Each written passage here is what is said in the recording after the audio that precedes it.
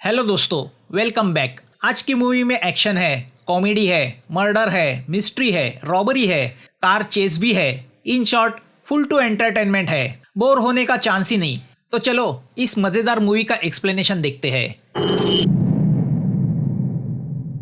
Kevin को police academy के admission के वक्त इंटरव्यू में सवाल पूछा जाता है कि वो पुलिस फोर्स क्यों ज्वाइन करना चाहता है। केविन का जवाब सुन के इंटरव्यू लेने वाले शॉक हो जाते हैं और उसे तुरंत फेल कर देते हैं। केविन ने ऐसा क्या जवाब दिया ये बाद में हमें पता चलता है, मगर इस बात से केविन डिप्रेस हो जाता है क्योंकि डिटेक्टिव बनना उसका सपना था। अरे सपना था तो ऐसे आड़े टेढ़े जवाब देने की जरूरत ही क्या थी। केविन की ग्रैंड मदर उससे कहती है कि वो कुछ दिनों के लिए थाईलैंड उसके अंकल के यहाँ चला जाए, उनके साथ रह के उसे प्रेरणा मिलती रहेगी क्योंकि केविन के ये अंकल वहाँ पुलिस डिटेक्टिव है और ये अंकल बहुत करीबी अंकल है, यानी दादी के फूफा के नाना के बेटी के लड़के के जमाई, ऐसा ही कुछ। और इन अंकल का नाम है चंपू। अब ये चंपू नाम की तरह चंपू नहीं है, बहुत बड़ा नमूना है। उसकी हाइट 5 फीट है, मगर वो जितना जमीन के ऊपर है उतना ही नीचे भी है। दरअसल ये चंपू कोई डिटेक्टिव नहीं है, वो है बैंकॉक में पुलिस का खबरी, यानी पुलिस ऑफिसर ताइकॉन का खास आदमी। और इस ताइकॉन का उसकी डिपार्टमेंट में राइवल है बिली। ये बिली भी बड़ा महारथी है, वो पुलिस कम काउबॉय ज्यादा है।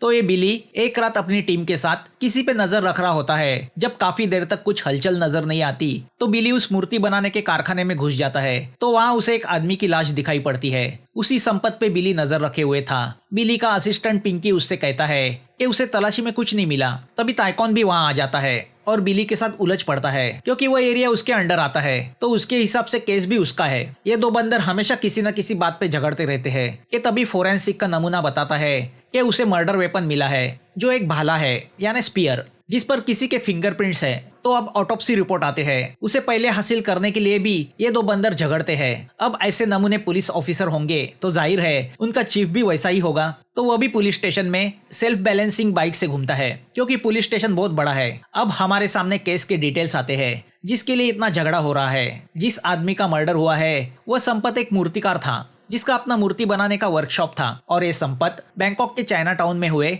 एक बड़ी गोल्ड रॉबरी का सस्पेक्ट था। रॉबरी में 1 टन का गोल्ड चोरी हुआ है जिसकी कीमत $1 मिलियन है। संपत की मौत सर पे भाला मारने से हुई है। वर्कशॉप में एक ही एंट्रेंस है, तो आसपास की सीसीटीवी फुटेज चेक करने का फैसला लिया जाता है। अब इस सीसीटीवी का प्रॉब्लम ये है कि हर 7 दिन के बाद इसके अंदर का पहले वाला फुटेज डिलीट होता है और उस पर नया फुटेज रिकॉर्ड होता है। ये पपलू आगे काम आने वाला है, इसलिए बता रहा हूँ। तो अब उस कैमरा में सिर्फ पिछले 7 दिन तक का फुटेज है। बिली को लगता है कि संपत के बाकी 4 पार्टनर्स ने गोल्ड के लिए उसका मर्डर किया और वो गोल्ड लेके फरार हो गए। पुलिस टेंशन में है क्योंकि वो गोल्ड मिस्टर यान का था जो चाइना टाउन का मेयर है, तो प्रेशर भी भारी है। अब चीफ टॉमी बिली और ताइकॉन से कहते हैं कि जो मुजरिम को पकड़ के गोल्ड वापस लाएगा उसी का as a deputy chief promotion होगा। तो अब ये दोनों बंदर काम पे लग जाते हैं। तो यहाँ केविन थाईलैंड पहुंचता है जिसे चंपू रिसीव करता है। केविन को देख के चंपू बहुत खुश होता है। केविन का एक ही प्रॉब्लम है कि वो बोलते हुए हकलाता है। चंपू उससे कहता है कि वो उसे पूरा बैंकॉक घुमाएगा। आपको तो पता है बैंकॉक मस्ती वाली जगह है। तो पहली ही रात चंपू केविन को ड्रिंक्स में क्या क्या डाल के टल्ली कर देता है। दूसरे दिन केविन उठता है तो देखता है उसका फेकू अंकल बाथरूम डोर से ताक-झाक कर रहा है क्योंकि अंदर उसकी क्रश जिंगो नहा रही है। ये क्यूट सी जिंगो दरअसल घर मालकिन है और चंपू के ठरकीपन से वाकिफ है। चंपू के साथ और एक ठरकी को यानी केविन को देख के वो परेशान होती है। तो अब चंपू केविन को बैंकॉक घुमाने निकलता है। तभी चंपू को किसी अनजान आदमी का फोन आता है कि तुमने एक आदमी का मर्डर किया है, पुलिस तुम्हें पकड़ने आ रही है, जान प्यारी है तो भागो। चंपू को वो मजाक लगता है, मगर जब वो मुड़ के देखता है तो चारों तरफ से पुलिस आती उसे नजर आती है। वह सब बिली की पुलिस टीम होती है। तो अब डर के मारे चंपू केविन के साथ भागने लगता है। चारों तरफ से बिली और पुलिस उन्हें पकड़ने भागती है, जिसमें अपना काउबॉय बेवकूफ की तरह जख्मी भी होता है। बोट पे से जंप करते हुए चंपू और केविन कैसे वैसे अपने आप को बचाने में कामयाब होते हैं। केविन चंपू से पूछता है कि पुलिस तुम्हारे पीछे क्यों है। चंपू कहता है कि उन्हें लगता है कि मैंने किसी का मर्डर किया है। वह सुन के केविन शॉक होता है, मगर किसके मर्डर का इल्जाम उस पर लगाया गया है ये खुद चंपू नहीं जानता। अब इसकी खबर जब ताइकॉन को चलती है तो वो बहुत गुस्सा होता है कि उसके आदमी का उसकी इजाजत के बगैर कैसे अरेस्ट वारंट निकाला गया। तो अब बिली पूरी स्टोरी बताता है कि 3 महीने पहले जो 4 गोल्ड की दुकान पे डकैती पड़ी थी उसमें 1 टन के ऊपर गोल्ड चोरी किया गया, जिसमें कुल 5 चोर इन्वॉल्व थे। उनमें से एक की पहचान हुई जो था मूर्ति बनाने वाला संपत। तो हमने उसके वर्कशॉप पे नजर रखना शुरू किया क्योंकि हमें शक था कि गोल्ड उसी के वर्कशॉप में छुपा के रखा है। हम मौके की तलाश में थे। क्योंकि हम सब पांचों चोरों को पकड़ना चाहते थे। 15 तारीख को जब हम संपत को अरेस्ट करने उसके वर्कशॉप में गए तो वहां हमें उसकी लाश मिली। मौत का वक्त 11 से 1 बजे के बीच का था। वर्कशॉप में सिर्फ एक ही एंट्रेंस है। दरवाजे के बाहर लगे सीसीटीवी फुटेज से हमें पता चला कि उस वक्त सिर्फ एक ही आदमी वर्कशॉप के अंदर गया और वह था चंपू। चंपू के फिंगरप्रिंट्स भी भाले के ऊपर पाए गए जो मर्डर वेपन है, और गोल्ड गायब है। सीसीटीवी से यह भी पता चला कि चंपू कोई बड़ी ट्रॉली लेके वर्कशॉप के बाहर निकला। जाहिर है चंपू ने गोल्ड की खातिर संपत का मर्डर किया। बिली का स्टेटमेंट सुन के ताइकॉन की फट जाती है। अब वह भी हाथ ऊपर उठा के कहता है कि उसका चंपू के साथ कोई लेना देना नहीं। तभी ताई को चंपू का फोन आता है। टॉमी फोन का स्पीकर ऑन करता है। चंपू ताइकॉन से कहता है कि उसने किसी का मर्डर नहीं किया, खामखा पुलिस उसके पीछे पड़ी है। मगर सिचुएशन को देख के अब ताई भी पलटी मारता है और चंपू को पुलिस के हवाले होने बोलता है।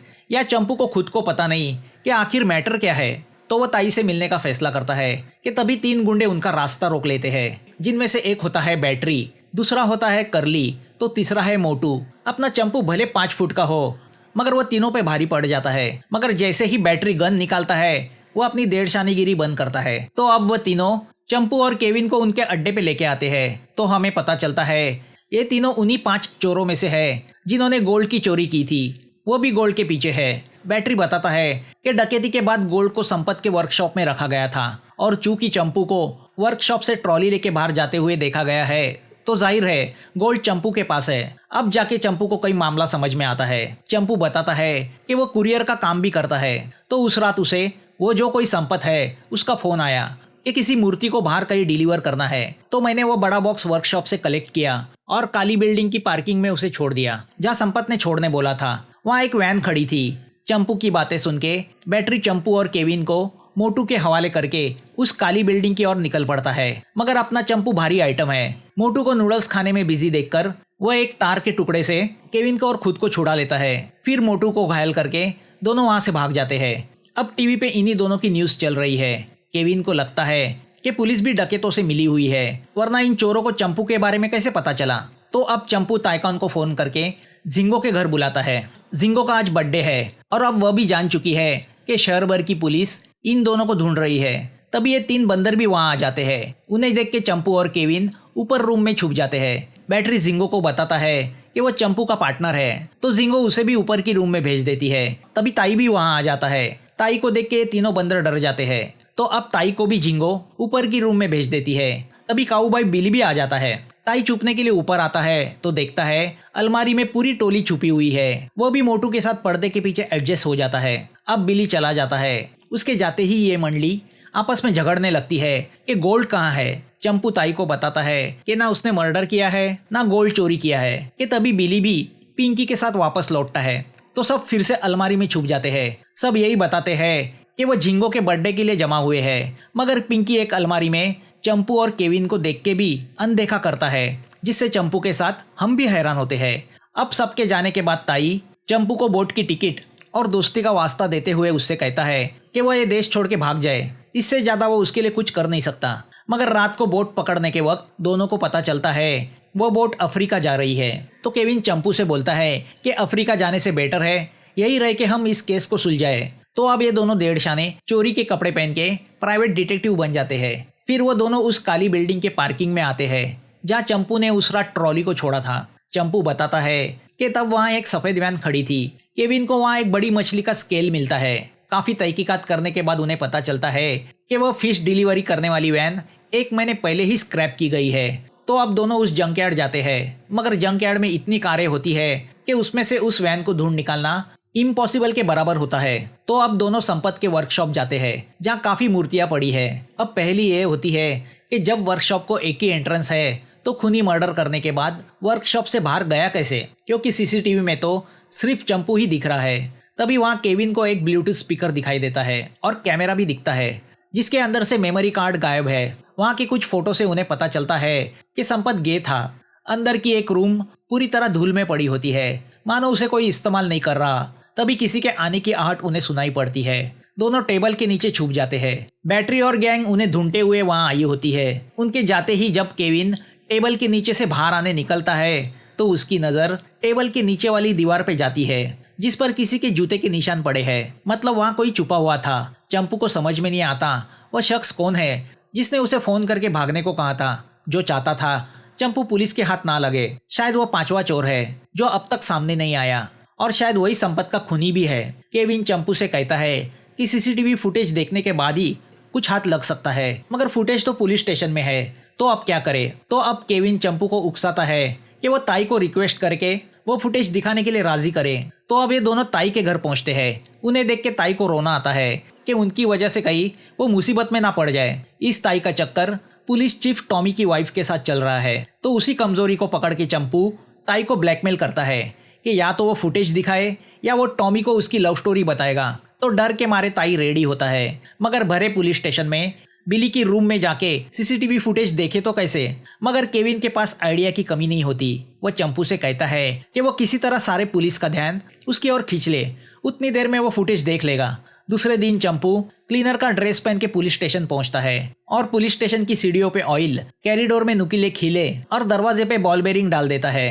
फिर बिंदास डिपार्टमेंट में जाके बिली के सामने खड़ा हो जाता है। बिली और पूरी पुलिस फोर्स उसे पकड़ने में लग जाती है। चंपू नाटे को पकड़ने के लिए भागदौड़ शुरू होती है। पूरा पुलिस स्टेशन तहस नहस हो जाता है। कुछ लोग बॉल बेरिंग पे से गिर पड़ते हैं, कुछ लोगों के पैर में खील घुस जाते हैं, तो कोई तेल पे से फिसल के गिरता है। उतनी देर में केविन वीडियो रूम में जाके उस रात का 11 और 12 बजे के बीच का वीडियो फुटेज देखता है। हकलाने वाले इस तोतरे केविन की मेमोरी बड़ी शार्प होती है। फास्ट फॉरवर्ड मोड में भी वो हर चीज को देख के दिमाग में रखता है। अब ताई केविन को संपत के फोन की पिछले 6 महीने की पूरी कॉल लिस्ट और केस के डिटेल्स देता है। डिटेल्स से पता चलता है कि संपत का 9 साल पहले उसके गे बिहेवियर की वजह से डिवोर्स हुआ था।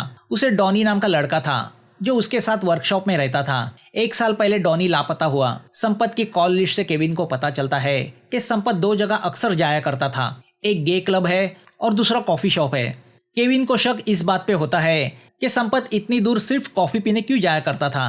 तो अब दोनों उस कॉफी शॉप जाते हैं। वहाँ के वेटर से पता चलता है कि संपत विंडो के पास एक टेबल पे बैठ के बाहर कैमरा से कुछ क्लिक किया करता था। सामने एक पुरानी बिल्डिंग होती है, वही किसी रूम पे शायद संपत की नजर थी। तो अब ये दोनों उस बिल्डिंग जाके पुलिस का नकली आईडी कार्ड दिखा के वहाँ का रजिस्टर चेक करते हैं। केविन सब मेंबर्स के नाम अपने शार्प दिमाग में डाल देता है। उस रजिस्टर से उन्हें पता चलता है कि उस बिल्डिंग में रहने वाली सोनी नाम की लड़की उसी स्कूल में पढ़ती है जहाँ संपत का बेटा डॉनी पढ़ा करता था। केविन की अकल पे चंपू बहुत खुश होता है। तो अब दोनों उस अपार्टमेंट में जाते हैं जहाँ सोनी अपने अंकल के साथ रहती है। घर में सिर्फ सोनी होती है। सोनी बताती है कि डॉनी 1 साल से स्कूल नहीं आया, वो उसका खास दोस्त था। चंपू उसे संपत का फोटो दिखाता है तो सोनी उसे पहचानती नहीं, मगर सोनी केविन की पर्सनैलिटी पे फिदा होती है।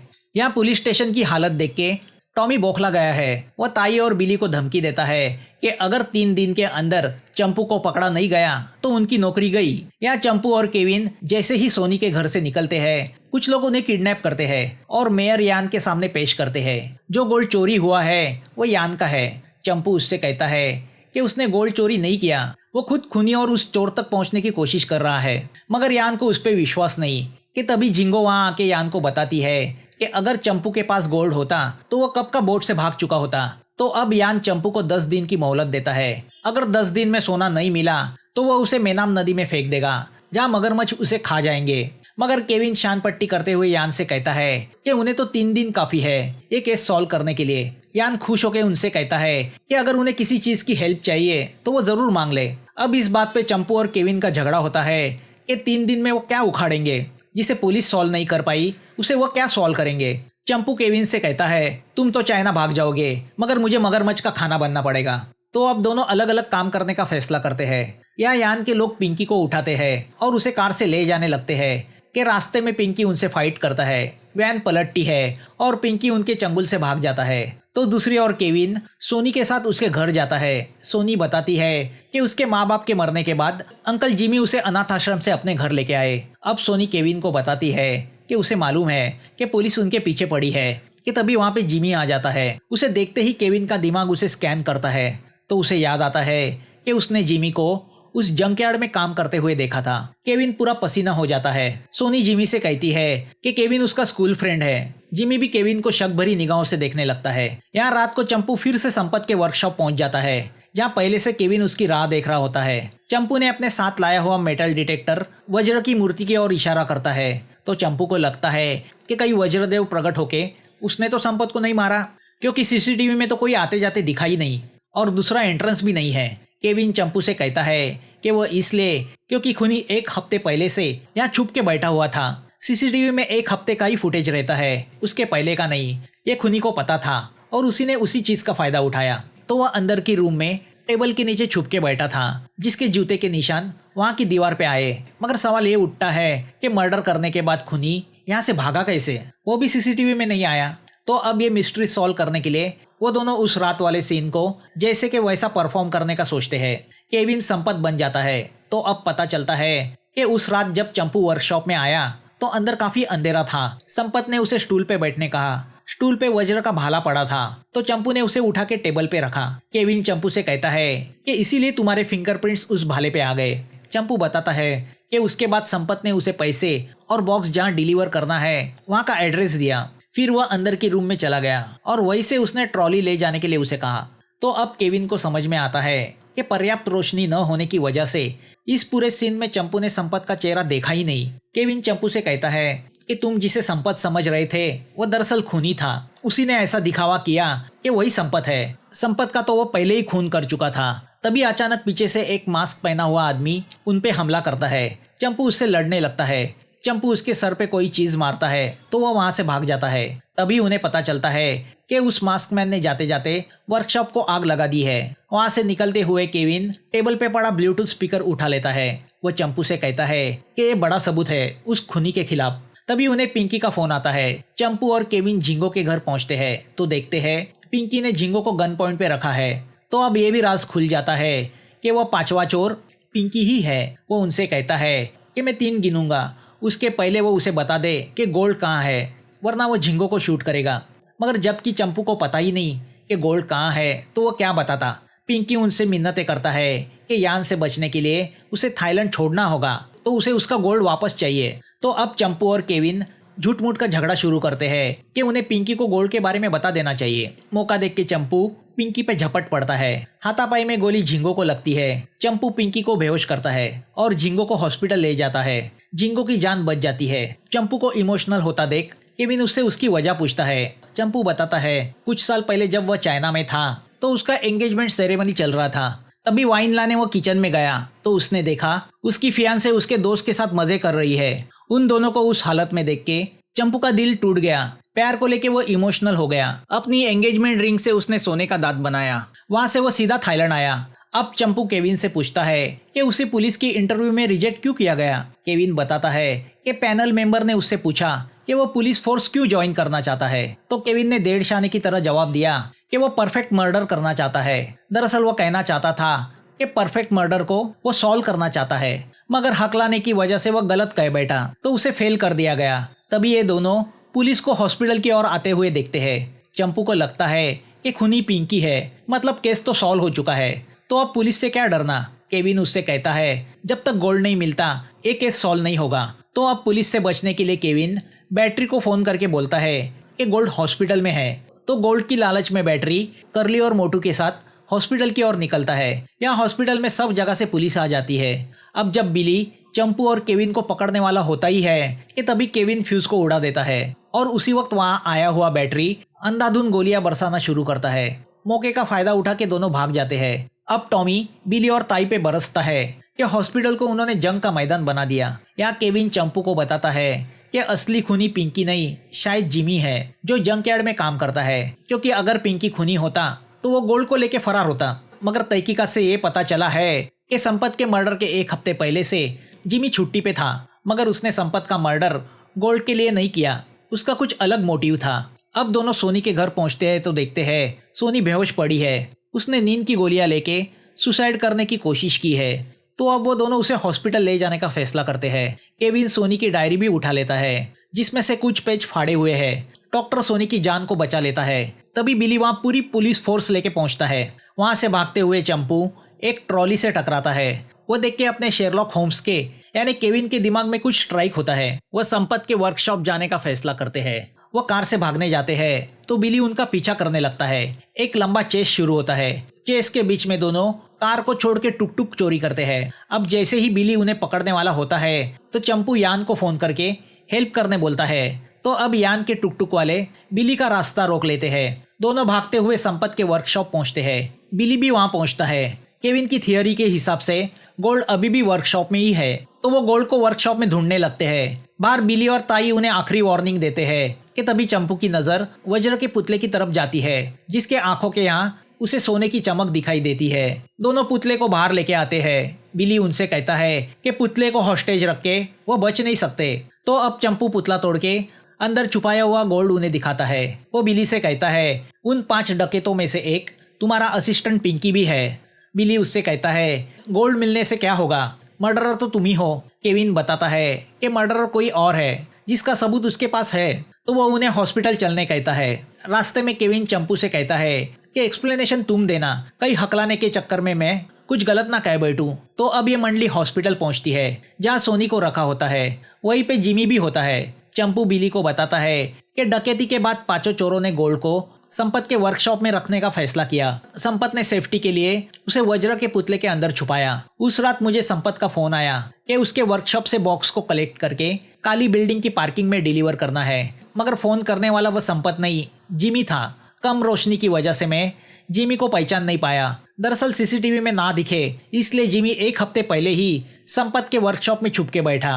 मर्डर की रात उसने वज्र के भाले से संपत का मर्डर किया। फिर उसने संपत की तरह गेटअप बनाया, भाले को जानबूझ के स्टूल पे रखा ताकि मेरे फिंगरप्रिंट्स उस पे आ जाए।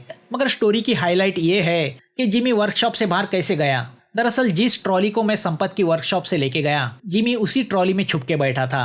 उसने ब्लूटूथ स्पीकर से संपत की आवाज में मुझे वह ट्रॉली ले जाने कहा। मैंने ट्रॉली को पार्किंग में छोड़ा जहाँ वो व्हाइट वैन खड़ी थी। मेरे जाने के बाद जिमी ट्रॉली से बाहर निकला और वैन में बैठ के चला गया। चंपू बताता है कि जिमी ने एक ही गलती की, मेरे जैसे डेढ़शाह ने डिटेक्टिव को फंसाने की कोशिश की और अब वो पकड़ा गया, वरना ये परफेक्ट मर्डर था।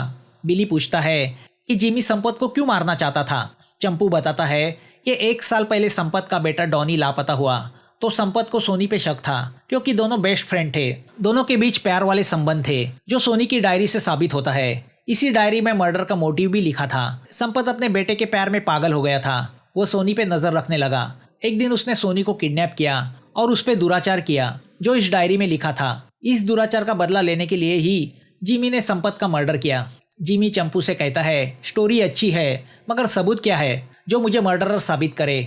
तो अब केविन वह ब्लूटूथ स्पीकर दिखा के बोलता है ये स्पीकर तुम्हारा है, जो संपत के वर्कशॉप में पाया गया, और ये तुम्हारे फोन से कनेक्टेड है। चाहिए तो ब्लूटूथ ऑन करके देखो। और ये स्पीकर लेने तुम उस रात वर्कशॉप आए थे और हम पे हमला किया। वह सुन के सोनी शॉक होती है। तो जिमी उससे कहता है कि मैं तुमसे बहुत प्यार करता हूँ। कोई दूसरा तुमसे प्यार करे या कोई तुम्हें दुख पहुंचाए, ये मुझे मंजूर नहीं, इसीलिए मैंने डॉनी को भी मारा। अब जिमी पलक झपकते ही विंडो से नीचे कूदता है और अपनी जान दे देता है। एनुअल अवार्ड फंक्शन में बिली को नहीं, बल्कि ताइकॉन को डेप्यूटी चीफ का प्रमोशन मिलता है, क्योंकि चंपू उसका आदमी है। या केविन फिर से चाइना जाने निकलता है। अब वह झिंगो को अपनी आंटी कह के बुलाता है, क्योंकि चंपू और झिंगो ने शादी करने का फैसला किया है।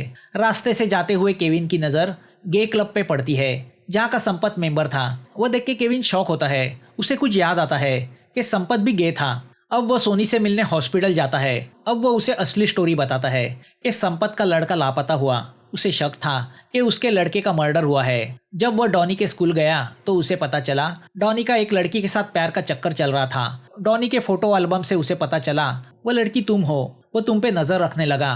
तुम्हें भी पता चला कि संपत की तुम पे नजर है। तुमने एक तीर में 2 शिकार करने की सोची। तुमने जिमी के जरिए संपत को मारने का प्लान बनाया ताकि संपत भी मरे और उसके मर्डर में जिमी पकड़ा जाए, जिसने तुम्हारे प्यारे डॉनी को मारा था। तो अब तुमने संपत को मारने का प्लान बनाया। तुम जानती थी तुम्हारे ठरकी अंकल जिमी तुमसे प्यार करते हैं। तुमने उसी का फायदा उठाया। तुमने जिमी के इमोशन को हथियार बनाया।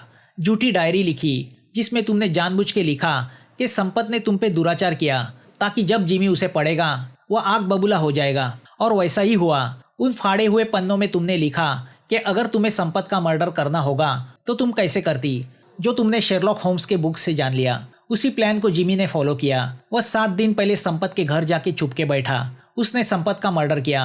मगर जब तुम्हें पता चला कि हमें जिमी पे शक हुआ है तो तुमने चाल चली। नींद की गोलियां खाई, डायरी को जलाने की कोशिश की ताकि जिमी इमोशनल हो जाए और तुम्हें बदनामी से बचाने के लिए अपना गुनाह कबूल करे। और वैसा ही हुआ। मगर एक बात तुम्हें पता नहीं थी, संपत गे था। उसे लड़की में कोई इंटरेस्ट नहीं था। तो तुम पे दुराचार करने की बात तो दूरी थी। सोनी केविन से कहती है तुमने खूनी को तो पकड़ लिया, मगर उसे प्लान करने वाले को नहीं पकड़वा सकते क्योंकि ये दोनों मर्डर परफेक्ट मर्डर थे, एक संपत का और दूसरा जिमी का। अब चंपू केविन से कहता है कि चाइना टाउन में ऐसी बहुत सारी मिस्ट्रीज है जिन्हें सॉल्व किया जा सकता है। अब केविन चाइना टाउन में रुकने का फैसला करता है। मूवी के एंड में केविन और चंपू को अमेरिका का केस सॉल्व करने के लिए बुलाया जाता है और मूवी यहाँ खत्म होती है। दोस्तों, एक्सप्लेनेशन अच्छा लगा हो तो लाइक, शेयर और सब्सक्राइब करना मत भूलना। फिर मिलेंगे नई मूवी के साथ। Thanks for watching.